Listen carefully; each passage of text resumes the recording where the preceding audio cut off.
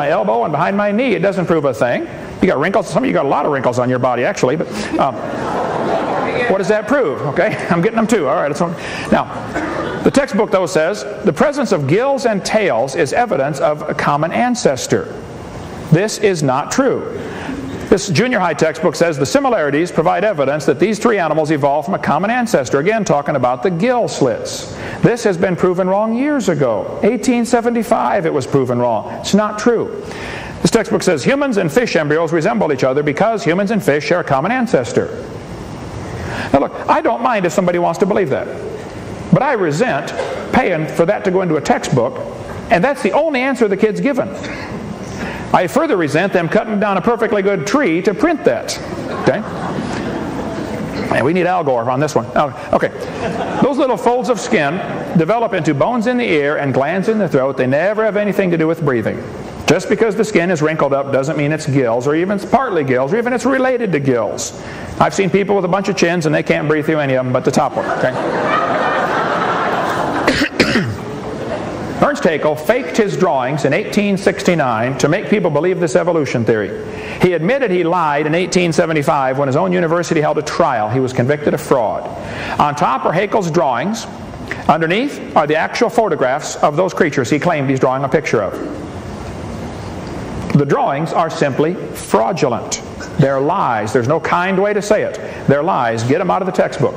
They tell the kids in school the appendix is evidence of evolution because your appendix is smaller than a horse's.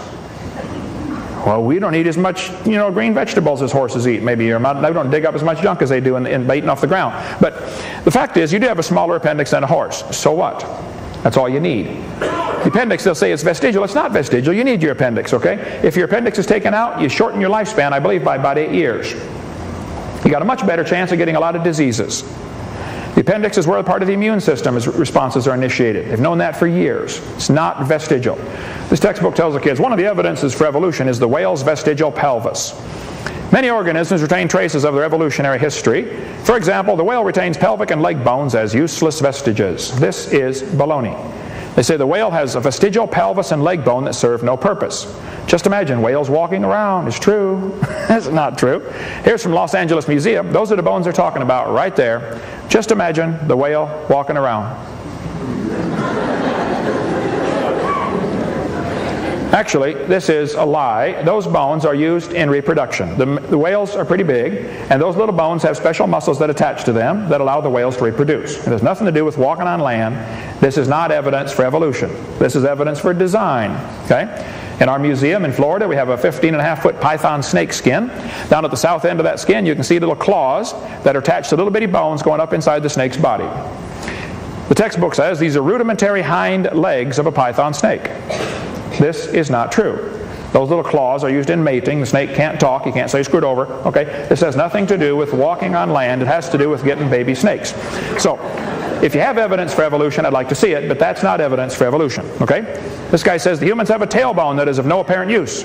The vestigial tailbone in humans is homologous to the functional tail of other primates. Thus, vestigial structures can be viewed as evidence for evolution.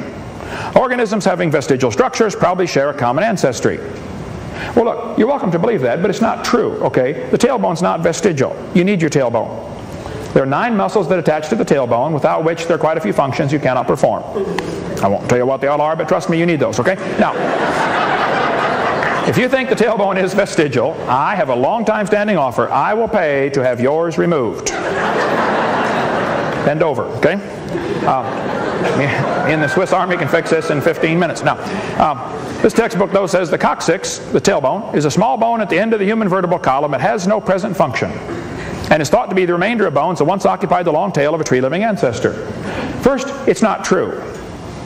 It's been proven wrong years ago. Secondly, that ought to be taught in a school for religion, not a school for science. This is not part of science. Why is this in a science book? Take that out of the book. A tail would be handy. Anyway. This textbook draws what's called a phylogenetic tree, and they have humans, birds, and crocodiles having a common ancestor. It only takes place on paper in the imagination. It never takes place in reality. Darwin said it's a truly wonderful fact that all animals and all plants throughout all time and space should be related to each other. Well, Charlie, you're welcome to believe that. But that's not science. And I resent that being taught in science classes at taxpayer expense. And I think many other people do also. That's not evidence for evolution. The fact that you believe it doesn't make it true. They talk about natural selection being the cause. He mentioned tonight natural selection. So I agree. Natural selection works. But it only selects. It doesn't design a thing. It doesn't create anything. If I was going to select, if I wanted a population of people over 10 feet tall, so I'm going to go around and kill everybody under 10 feet tall. I don't have anybody over 10 feet to select from. You can't get a population of 10-footers because there's nothing to select from. You can select, natural selection does that, it doesn't create a thing. The textbooks tell the kids about the horse being evidence for evolution. They say we went from a 4-toed horse to a 1-toed horse. That is baloney, proven wrong 55 years ago, but they're still teaching it. They say we started from complex chemical soup and went to a living organism very slowly. Oh yeah. This textbook says all the many forms of life on earth today descended from a common ancestor. Then it says no traces of those events remain. We know what happened, but there's no proof. Or you know what happened because of your imagination. You don't know what happened because of scientific evidence. It's not science, that's all I'm saying. This is not evidence for evolution. The fact that you can write it on paper, or the fact that some famous scientist, Dobzhansky, says, oh, this is true, or therefore it's true, it doesn't make it true because some famous scientist says it's true. Where's the beef? Where's the evidence? And they talk about a simple single-celled organism. Single-celled organisms are not simple, folks. One paramecium is more complex than a space shuttle. And you can put thousands of those in a drop of water. Michael Behe's got a great book out called Darwin's Black Box, if you want to read about the complexity of living organisms. He spends a whole chapter talking about the complexity of the hair on a bacteria. The whole chapter about one hair on a bacteria attached to a little motor that's a rotary engine. That little motor is incredible. It turns 100,000 RPM, forward or backward. And it's just like, as the things get smaller, the fluid they move through feels thicker to them. So bacteria swimming through water is like a person swimming through peanut butter. And this bacteria goes 60 miles an hour. That little motor is so tiny, if you took a hair off your head and cut it off, you could put 8 million of those motors on the stump of that hair. And it turns 100,000 RPM. Had to be designed, folks. Now, if you want to believe it happened by chance, you go and believe that. But that's not logical, and it's not science. Now, this textbook says the complex structure of the human eye may be the product of millions of years of evolution. Well, again, they're welcome to believe that, but the eyeball is incredibly complicated. Darwin knew the eyeball was complex and said it gave him a headache. Darwin said, to suppose that the eye could have been formed by natural selection seems, I freely confess, absurd. By the way, how can blind chance make a seeing eye? On the back of your eyeball, you have about 1 square inch called the retina. In that 1 square inch, there are 137 million light-sensitive cells, all of them wired to the brain. I've done quite a bit of building in my life. I've hooked up quite a few electrical wires. Can you imagine wiring an eye with 137 million connections in 1 square inch? My Heavenly Father did it. He's pretty smart, ain't he? I debated an atheist in New York. He said, I've got proof for evolution. The human eye is poorly designed. I said, why do you say that? He said, well, the light comes into the eye, and then at the back, before it hits the retina, it goes through blood vessels. And the blood vessels block part of the light. He said, the octopus has a much better eye because their blood vessels are behind the retina.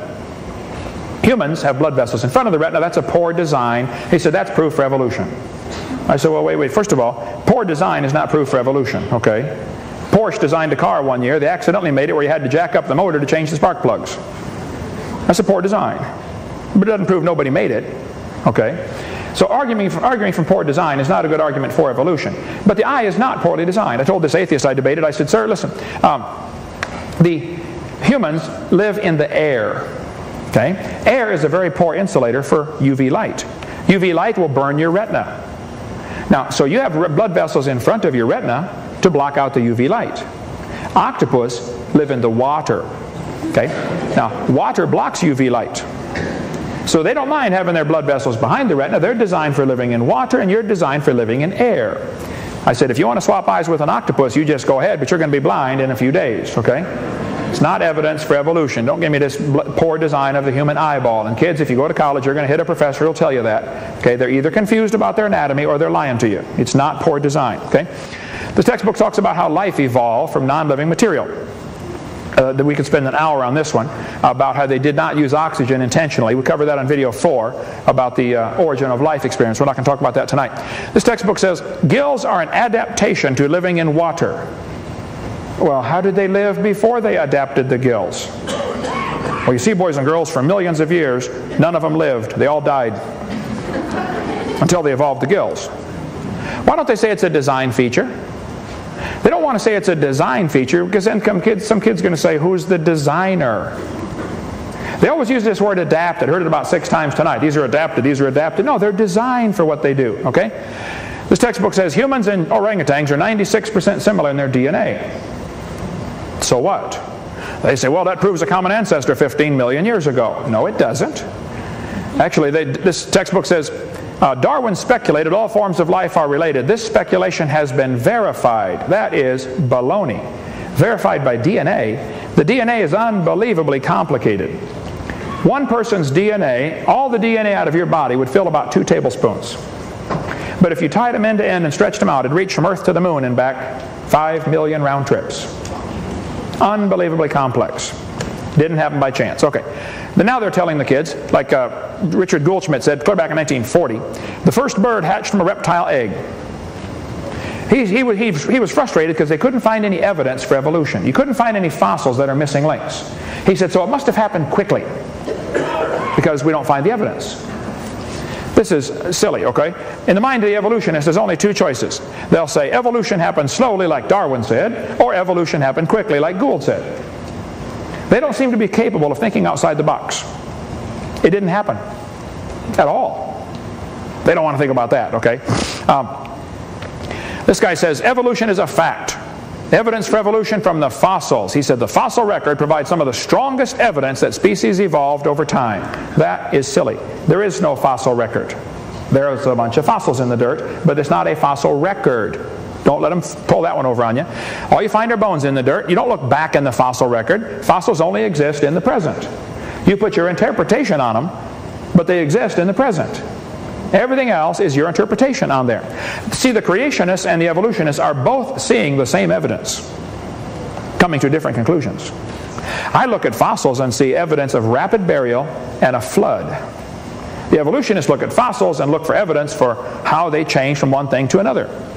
We don't see anything changing today like that. Why would you think it was different long ago and far away? They say birds are descendants of dinosaurs.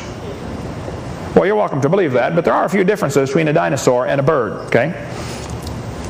You don't just put a few feathers on them and say, come on, give it a try, man. It won't hurt too bad. It's just not quite that simple, okay? Textbook will say Archaeopteryx is evidence for evolution. Archaeopteryx is a bird, okay? Alan Fiducia, University Chapel Hill, North Carolina, one of the world's experts on, he believes in evolution, but he says, paleontologists have tried to turn Archaeopteryx to an earthbound feathered dinosaur, but it's not. It's a bird, a perching bird. And no amount of paleo babble is going to change that. Students believe evolution because that's what they've been taught. I think all that's been presented are lies. I think the lies ought to be taken out of the books, and then if you have evidence for your theory, show it to the kids. You tell them they're an animal, what's it do? Well, look around, okay? They act like animals. Now, teen suicide rate's gone crazy in this country. Violent crimes have gone up 1,000% since evolution became the dominant theory in the early 60s.